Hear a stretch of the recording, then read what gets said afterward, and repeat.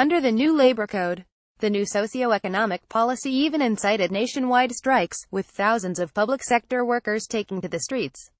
Separatist sentiment in EU. The Russian foreign minister also spoke about the recent separatist tendencies in the European Union, with Catalonia, as well as a number of other regions striving for independence. I hope that this separatist tendencies will not lead to turmoil in Europe.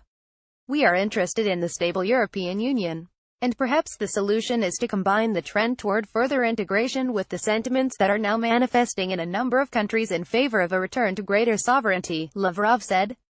Catalonia's independence referendum, which is not recognized by the Spanish authorities, was held on October 1. The official results of the vote showed that 90.18%, or more than 2.28 million voters, supported the secession of Catalonia from Spain, with a turnout exceeding 43%. Spanish Foreign Minister Alfonso Dastis said Monday that the Catalan government has until Thursday to clarify Catalonia's status as an independent state, since the letter that we have received does not correspond to the requirements requested from Puigdemont. UN Security Council reform. Russian Foreign Minister Sergey Lavrov also commented on the recent decision of the UN General Assembly to reform the United Nations Security Council. Reforming the Security Council is a process that can only be implemented based on consensus, as the UN General Assembly decided when it started this process. This is not a simple task.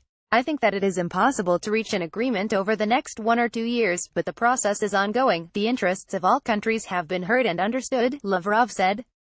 The foreign minister stressed that Russia backs giving a stronger voice to Asian, African and Latin American states in the reformed Security Council.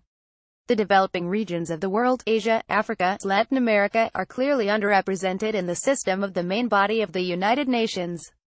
This position is shared by our Chinese partners and most countries of the Third World, Lavrov said.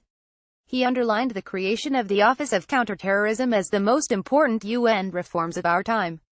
One of the most important reforms of recent times, since Antonio Guterres has become Secretary General, is the creation of the post of Undersecretary General for Counterterrorism and, appropriately, the creation of Office of Counterterrorism, Lavrov said.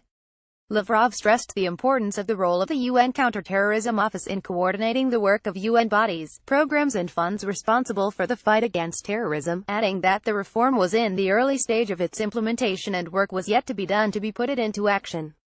The UN Office of Counterterrorism was established in June 2017, after which Russian diplomat Vladimir Voronkov was appointed Undersecretary General of the office. The UN Counterterrorism Office works in close cooperation with the UN Security Council.